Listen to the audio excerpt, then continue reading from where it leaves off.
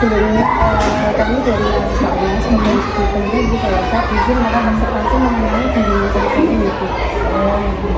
Sebelumnya mungkin kepala guru dari ISIP ini Bu Ari dari SMK itu mengambil di kelas 5. Kalau boleh tahu mengajar di SD ini sudah berapa lama gitu? Mulai tahun 2020 sampai saat ini. Kita masih saja ke pertanyaannya gitu. Yang pertama mengenai siapa yang menjadi pembimbing dalam melaksanakan bimbingan konseling, karena di SD kan mungkin nggak ada yang membedakan gitu. Mungkin siapakah yang menjadi pembimbingnya, entah salah satu guru atau semua guru kelas. Kalau guru kelas semuanya menjadi guru bimbingan konseling di kelas itu. Misalnya itu juga untuk guru nakal juga semuanya. Jadi untuk pembimbing ini setiap siswa itu diawasi oleh salah satu guru kelasnya ketika pembelajaran selain nakal. Jadi untuk keterampilan itu dan kegiatan lainnya pasti dibimbing gitu. Mungkin pertanyaan dia tentang saya gitu.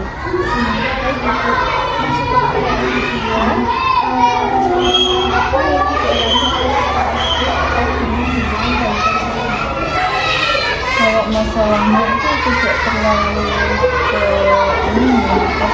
menjerumus ke kriminal bukan, tapi biasanya bullying.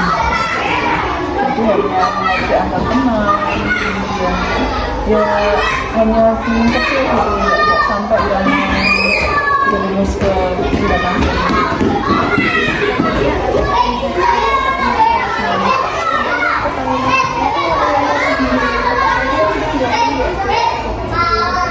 Pelayanan bimbingannya kan ada istilahnya kelompok, ada yang individual.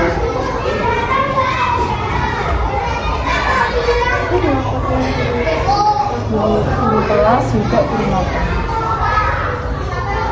Kalau untuk layanan kelompok dan individual itu fungsinya seperti apa gitu? Tindak jauh di dalam itu. Kalau misalkan individual itu kita cenderungnya memanggil anak yang bersangkutan untuk kita berikan bimbingan ya. Kemudian untuk yang kelompok itu biasanya secara klasikal dalam kelas, dari secara terbuka gitu ya. Kondisional istilahnya secara ini permasalahan yang saat itu urgent itu baru kita selesaikan dengan cara tapi langsung kita selesaikan.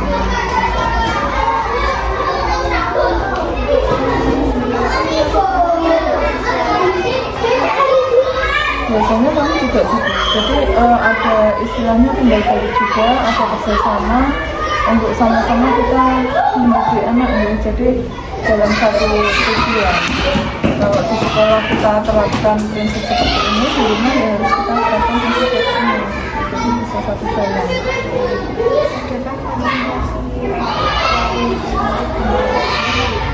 Ada biasanya lewat pribadi atau telepon gitu, biasanya ada perkembangan, terutama perkembangan masalah akademik ataupun perilaku anak di sekolah itu kalau di kelas saya ada. Dan saya juga istilahnya memvisip juga anak yang istilahnya kurang ini belum bisa memahami kondisi. Pertanyaan berikutnya itu dalam menyelesaikan masalah di SD ini apakah hanya dilakukan oleh di rumah saja atau dengan bekerjasama dengan pihak lain? Maksudnya Pihak lain itu seperti misal di siswa SD ini ada yang melakukan kesalahan. Guru dan orang tua ini tidak bisa menyelesaikan tersebut, mungkin dibawa ke pihak yang berkepentingan dan sebagainya. kalau yang saya alami selama ini kita hanya sampai ke orang tua gitu. Jadi kerjasama dengan orang tua Berarti masih bisa diatasi dengan sendiri. karena ya tidak ada yang menyangkut tentang trauma. Kecuali kalau ada trauma juga itu ada dulu siswa dari saya seperti itu sebelumnya memang dia trauma jadi harus mendapatkan terapi dari sekolah. Karena sudah dia sudah agak reda, hanya saya kondisikan di kelas dia persen dengan iya, dan saya juga melakukan hal tersebut tentang awal dia mengalami seperti itu. Iya, jadi karena ikut neneknya, jadi saya juga ekstra untuk ini juga, karena kan orang bidang ya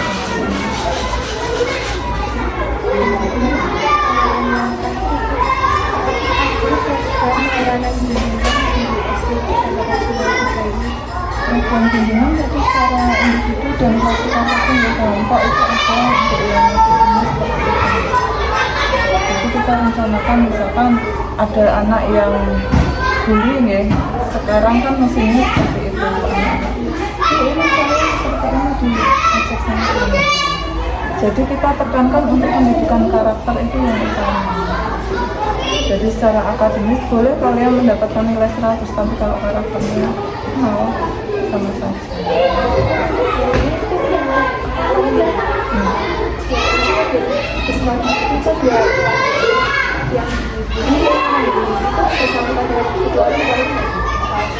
Tidak sih, hanya saya ini kan selesaikan ini bisa. Jadi nggak sampai menyangkut yang ke orang tua, orang tua juga istilahnya semuanya itu support. Jadi kerjasama terutama di kelas saya juga dengan orang tua juga intens juga sama dengan orang tua itu mengetahui masalah itu. Kalau misal anak saya dulu, anak saya kembali, itu dari yang bersangkutan kan mengetahui. Kalau untuk orang tua biasanya anaknya yang cerita, nah baru kita yang mengklarifikasi seperti itu, bahwa sebenarnya tidak ada sih karena kesalahpahaman ini, karena manggil namanya orang tua seperti itu, dia merasa itu mengajak saya, padahal enggak. Dan orang tua juga bisa memahami itu Bu, saya memang menunjukkan karakternya dengan pembiasaan setiap pagi. Kalau di sini secara klasikal kan ada Asmaul Husna, kemudian ada literasi, terus ada menyanyikan lagu Indonesia Raya, terus march PPK, dan kita tekankan untuk yang di kelas itu kedisiplinan juga, terutama kepatuhan. Kalau anak itu patuh pasti bisa memahami instruksi yang ada kan. Jadi pendidikan karakter semua dari kelas 1 sampai dengan kelas 6. Izin ini mengenai program layanan bimbing di SD ini apakah dilaksanakan setiap satu kali pada awal mata pelajaran penerimaan siswa baru atau berlanjut? Mungkin berlanjut semester 3 kali atau bagaimana? Kalau itu programnya kan memang kita berlanjut, terutama kan karena sekarang dengan kurikulum merdeka gitu, jadi kan kita istilahnya anak cenderung lebih merasa bebas belajar, dalam artian ini tidak ditentukan dengan seperti ini ya. Dulu kan patokan ada yang harus menentukan jawabannya singkat. Kita kan sekarang mengembangkan ya sesuai dengan kondisi yang berkreasi sesuai dengan imajinasi juga dan permasalahan yang ada. Jadi kita cenderungnya seperti itu, memberikan contoh. Itu dari saya cukup, ini dari teman-teman di saya saja untuk pertanyaan ini di Indonesia. Terima kasih untuk waktunya, sama-sama untuk kami. Maaf apabila terjadi kesalahan atau ini Bu. Sama-sama kurang lebihnya juga mohon maaf, nanti jika ada kekurangannya atau apa bisa mungkin untuk surat observasi ini menyusul dan nanti kami itu ada surat keterangan perangkat observasi. Mungkin nanti ke sini perkiraannya hari Senin. Tapi nanti kalau membutuhkan lampiran atau apa lampiran Oh, itu saja. Oh, dia minta tanda tangan.